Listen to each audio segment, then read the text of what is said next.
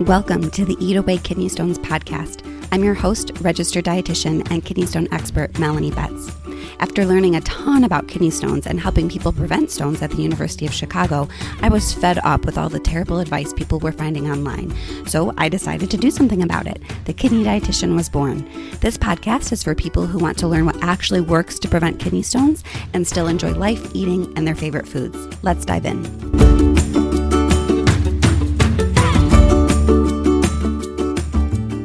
Hello and welcome to the 28th episode of the Eat Away Kidney Stones podcast. I'm your host, registered dietitian and kidney stone expert, Melanie Betts. And today we're diving into a question that I've been getting a lot more lately. And the question is how to prevent kidney stones if you've never had a kidney stone. I know I have a ton of content out there, both on my podcast and Instagram and my blog and all the places about how important it is to get a 24-hour urine test to know why you formed kidney stones. And we take that information and sort of come up with this personalized kidney stone prevention plan, if you will. But a lot of people have been asking, well, Melanie, I've never had a stone, but I want to make sure that I'm doing everything I can to not have a kidney stone because that sounds pretty terrible. So what can I do? So I thought that I would dedicate an entire podcast episode to this question. So how can I prevent stones if I've never had one? Because I certainly do not think that everyone in the whole world should be getting a 24-hour urine test just to prevent stones. I think that would be silly. That would be a massive waste of resources and just way too much. We do not need to know that. That being said, there are definitely things that probably pretty much everyone in the world, unless you have a medical condition that contraindicates any of the things that I'm about to say, there are definitely things that we can do to prevent stones. And so I've broken it up into sort of my 8 recommendations to prevent stones if you've never had one. So let's just dive in. So my first recommendation is, unsurprisingly, to drink plenty of water. Obviously, drinking water is key to stone prevention. Like that's stone prevention 101. The more water you drink, the less concentrated your urine is going to be, and the less likely all of those molecules that are in there that can form stones are going to bump into each other, bind, and form a stone. And so we really want to be drinking plenty of water.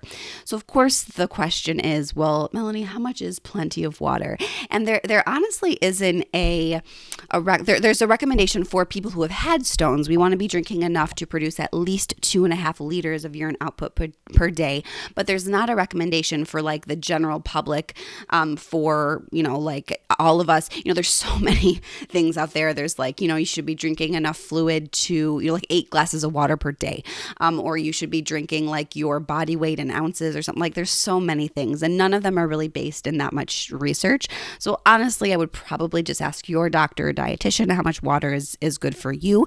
If you are especially worried about stone prevention, maybe, kidney stones run in your family or you have some sort of medical history, like maybe you've had Roux-en-Y gastric bypass surgery, and so you know that you're at a higher risk of kidney stones. So if you're at higher risk of stones, which I imagine a lot of you are if you're listening to this podcast, I do think maybe it makes sense to follow that same recommendation to drink enough to produce 2.5 liters of urine output per day. Again, unless there is some reason that you can't do that. So, if you've had gastric bypass surgery, if you just have had that surgery very recently, drinking that much water may not be feasible. I think that it certainly is, a month or a few months out. But please ask your dietitian how much water is safe for you. Certainly if you have things like advanced kidney failure or heart failure or liver failure, all of these conditions would mean that you probably can't tolerate that much fluid. But other than that, pretty much, there's a few other things, but generally, you can tolerate that much water. And so, again, ask your doctor how much water is good for you because it's going to be different for everyone. But I would say a good rule of thumb for stone prevention is to drink enough to produce 2.5 liters of urine per day. Now, of course, if you haven't had a stone, you likely are not going to be getting a 24-hour urine test to be knowing exactly how much urine you're making. But that's okay. You can actually test this yourself. If you really want to get nerdy about this, which I fully recommend because I'm a nerd myself, you can actually just collect your urine, right? So just like get a jug, maybe buy like a cheap plastic jug that actually has, volume measurements on the outside, and simply collect your pee for a day and see how much you're making. And you can kind of spot check yourself, right? You can do, I recommend that people with kidney stones do this all the time. Every month or so, or however it makes sense for you, kind of spot check yourself, because it's really easy to kind of get a little lax on that on your water intake, especially in between urine tests. So just kind of spot check yourself and see if you are drinking enough to produce that 2.5 liters of output per day. For most of us, that means we should be drinking somewhere between 2.5 to 3 liters of fluid. All fluids do count technically, per day. So that's about 3 liters is about 100 fluid ounces, for those of us that don't think in liters all the time. All right, so that's point number 1. Point number 2 is honestly to just follow the general healthy guidelines for nutrition, like the guidelines for Americans, right? Because pretty much everything we talk about for stone prevention, for all of the types of kidney stones and all of the things that could be going on in a urine test, are all kind of, other than oxalate, like generally healthy things that all of us should be doing anyway, right? And so honestly, just head to myplate.gov. This is the USDA's nutrition recommendations website. It's pretty user-friendly, and it's very simple, which I like, right? Like, we don't need to get fancy here, and just kind of follow what they recommend, because all of that is going to be very much in line with what we can do to prevent kidney stones. There are a couple things that I want to highlight in those guidelines for Americans that are especially relevant to preventing kidney stones. And point number 1 will likely come as no surprise, and that is focus on limiting sodium to no more than 2,300 milligrams of sodium per day. This is what is recommended for people with kidney stones who have high urine calcium, and is also what's recommended just for the general health of Americans, because we know that eating a lot of salt can lead to high blood pressure and heart disease and kidney stones. And so if you are really gung-ho about preventing stones, certainly limiting sodium to 2,300 milligrams is a good goal. So when I say, always, when I say like, hey, patient A, your sodium maybe is a little high, we should maybe think about limiting that. Truly, nearly always they say, oh, well, I don't add salt to my food, I must be good. And so just a plug for the fact that most of the salt that we eat, around 80% actually of the salt that we eat, is already in the foods. So just because you don't add salt to your food does not mean that you're necessarily following a low sodium diet. Most of the salt that we eat is already in things like salad dressing or pasta sauce or chips or restaurant foods, or in like canned foods, or like pre-made foods at the grocery store, or frozen stir fry things, right? Like everything has a little bit of salt. Even food like fruits and vegetables, even, and dairy, all naturally have a little bit of sodium in them. And we're not aiming for no salt. Like, less is not better when it comes to salt, and most things, honestly. I actually recommend not going less than 1,500 milligrams of sodium for most people, because our body does need some salt to function. That is a fact as well. The problem is most of us are eating a whole lot more than we really need, and it's in a lot of these I'll use the word processed foods. I don't actually love that term. That's probably a good podcast for another day. But looking at the nutrition labels is really step number 1 to making sure that you are following a low sodium diet. Again, because there's so much hidden salt in so much of the foods that we eat. Kidney Stone Nutrition School student that I worked with years ago. His name is Jim. He was actually on the podcast earlier. He calls it stealth sodium, which I love, or stealth salt, because it really is stealthy. It really is sneaky. It sneaks in there. And so even if you aren't adding salt to your food, if you haven't been doing this for a while, it's really, really important to be looking at those nutrition facts labels to see how much salt is in the foods and ingredients that you're using, because it can add up quick. So like I said, most of us should be eating around 2,300 milligrams of sodium per day. And the average intake in America, you get different estimates, but is somewhere around, say, 3,400-ish milligrams of sodium per day. So that's like 1,000 milligrams more than we should be eating. It adds up. So that is my next point, is to definitely focus on limiting that sodium. My next recommendation is to eat plenty of fruits and vegetables, and honestly, plant foods as a whole. Lots and lots of fruits and vegetables. Again, sort of like sodium, most of us in the United States at least aren't eating nowhere near the amount of fruits and vegetables we should be eating. So what's recommended for the general health, and I would also put this recommendation forward for people who want to prevent kidney stones, is at least 5 servings of fruits and vegetables per day total. So that's not 5 of fruits and 5 of vegetables, just 5 of fruits and vegetables per day.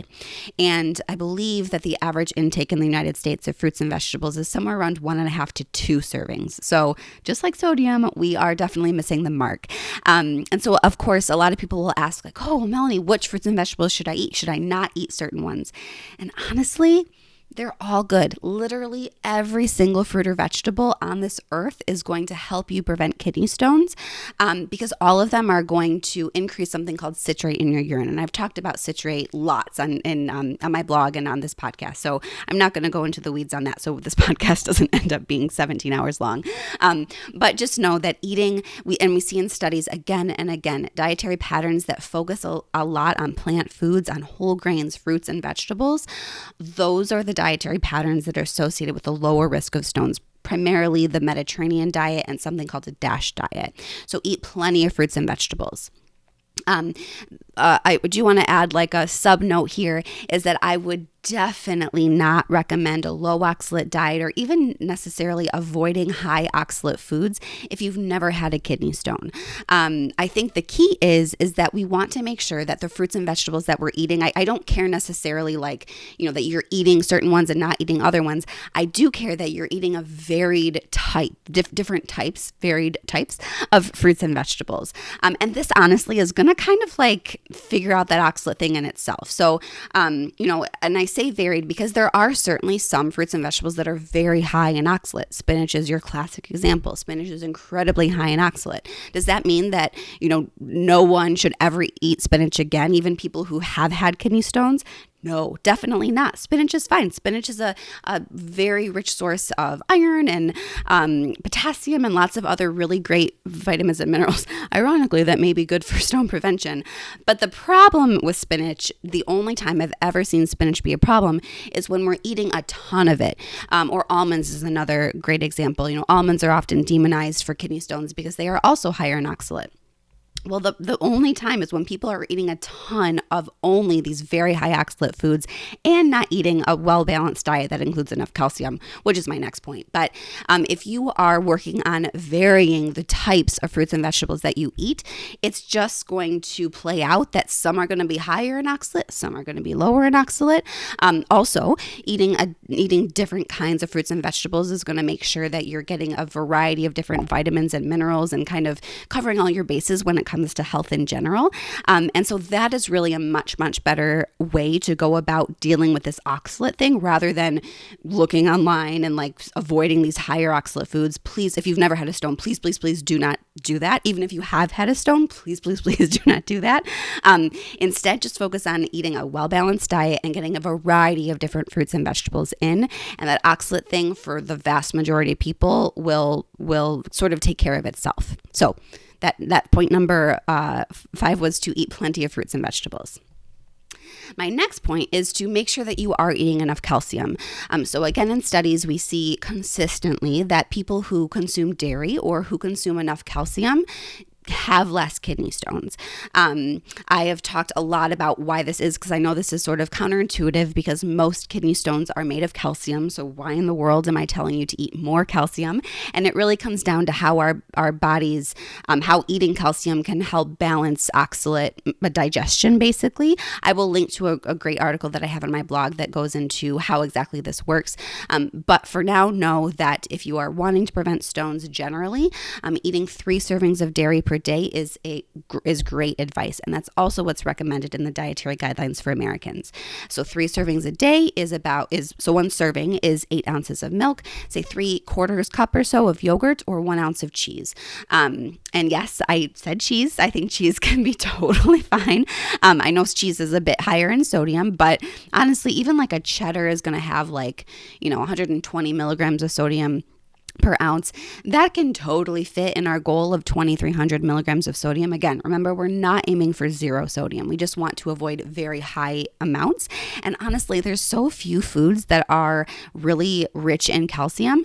I think that cheese, it's also delicious, is such a great option to help you get in. Of course, I don't think we should just be downing cheese all the time. I think we need to be mindful of sodium and mix it up. Again, that variety is really important. So have some yogurt, some milk, some cheese, some kefir, right? All these different things can fit and help you meet your calcium needs. So again, 3 servings of dairy per day. And for those of you that are lactose intolerant or who avoid dairy for many very legitimate reasons, I have a blog on my website about different options or different sources of calcium that I recommend for stone prevention. And I will link to that in the show notes because I know that that may be helpful for many of you. So my next piece of advice to avoid stones, if you've never had one, and this is just good advice for everyone, honestly, is to avoid fad diets. And the 2 that I want to specifically call out are high protein or keto diets. I just put it on my to-do list to do a podcast episode at some point about why keto and high protein diets are associated with kidney stones. But for now, know that they are very highly associated with kidney stones, specifically keto diets.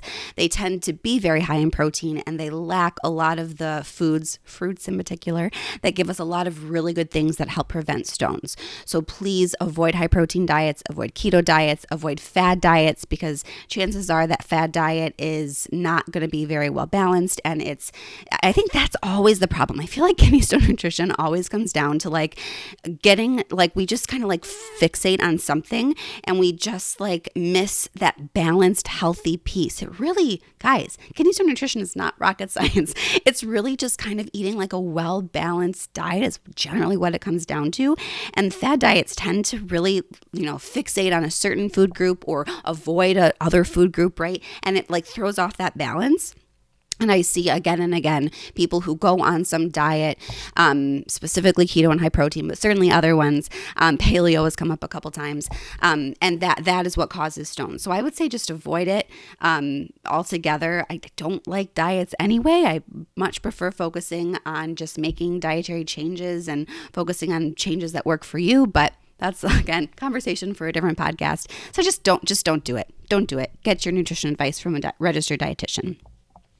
And my last piece of advice for how to prevent stones, if you've never had one, is to be mindful of sugar. So specifically added sugar. So I've mentioned fruit a little bit in this podcast already, but know that fruit is associated consistently always with fewer kidney stones. So I'm not afraid of fruit one bit. I would love for most of us to be eating more fruit. But added sugar can be a problem, primarily because added sugar seems to increase the amount of calcium in your urine. How that works exactly, we actually don't know, but we know that it does happen. And we see that people who consume a lot more added sugar do tend to have higher risk of stones, especially when that added sugar comes from drinks. So things like most juices, lemonade, if it's sweetened with sugar, obviously like sodas, so Coke, 7-Up, all of these sugar drinks, sweet tea, all of these sugary drinks are associated with a higher risk of stones. And honestly, eating all that sugar probably isn't great for us otherwise, just like sodium. So some sugar is totally fine. I am not saying at all that you should never have a cookie again. Please eat a cookie at some point in your life again. What life would that be? Or cake or ice cream, which is my personal favorite. That's totally fine. But the problem is when we have a ton of this added sugar consistently day over day, that we do start seeing more stones and also other health risks, most notably perhaps is heart disease. So there's actually not a recommendation for added sugar for kidney stones. But so I tend to default to what the American Heart Association says when it comes to recommending sugar. And they say somewhere between 25 to 38 grams of added sugar per day. So when you look at those nutrition facts labels, the 2 things, I guess, that I would love for you to focus on is one is that sodium line, which we talked about earlier. And then under total carbohydrate, you'll see an added sugar. That I don't care so much about total carbohydrate. If you have diabetes, that's a different story. But for most people, I don't care so much about that total carbohydrate, but I do care about that added sugar line. And we want to be try to keep that somewhere in the range of 30, no more than 30-ish grams of added sugar per day. So hopefully that helps. I know that was a ton of information, but again, I've been getting this question a lot is what if I've never had a stone? What should I do to prevent them? And so hopefully that helps. So kind of running down these points again that I recommend. One is to drink plenty of water. Ask your doctor and dietitian exactly how much is best for you, but I would say for most people aiming for that goal of 2.5 liters of urine output per day is reasonable, even if you haven't had a stone. The next point is just to follow the general healthy guidelines for Americans, right? Like literally what's recommended for general health, because it all really is very relevant for kidney stones as well. Specifically focus on limit that sodium to 2,300 milligrams per day. Focus on eating a wide variety of different fruits and vegetables every day, at least 5 servings if you can every single day. Make sure that you're getting in those 3 servings of calcium-rich food. I do recommend dairy if you tolerate that and are okay with consuming it. So 2 to 3 servings per day. Avoid high protein, keto, and other fad diets because they tend to just end up in disaster in lots of different ways. So I would not recommend that. And lastly, just be mindful of that sugar. The American Heart Association recommends no more than 30-ish grams of added sugar per day. So hopefully that helps. Even if you have stones, hopefully that does help give you some good information. If you have had kidney stones, I really think it's unbelievably important to get a lot more specific than this. Certainly this is good advice for you, likely, but if you have had stones, we really, really need to get that 24-hour urine test to know exactly what is causing those stones. Because, everything that I went over today, like that's a lot of things to think about. And chances are if you've had stones, there's just 1, maybe 2 of these things or other things potentially that we really need to kind of tweak so we can really target what's causing stones for you. Chances are you don't need to focus on all of these things. There's probably just a few things we need to tweak to really have an effective kidney stone prevention plan for you. So again, hopefully that helps. I also wanted to mention that I love getting listener questions for this podcast. I'm trying to do more episodes with listener questions, but I need more questions to be submitted. And so if you have a question that you would love for me to tackle on this podcast, you can, you just need to record it on your phone or computer. Just go to speakpipe.com/listener question. Again, that's speakpipe.com/listener question. I also will put that link in the show notes, of course, and just submit your question for a chance for it to be answered on the podcast. So with that, I will close this episode of the Eat Away Kidney Stones podcast, and I hope to see you next time. Thank you for listening to today's episode. For more help with kidney stones, check out my website, www.thekidneydietitian.org. For more personalized help from me, check out my online course, Kidney Stone Nutrition School. VIP enrollment includes help directly from me. I can't wait to see you there and help you prevent kidney stones. Have a great day.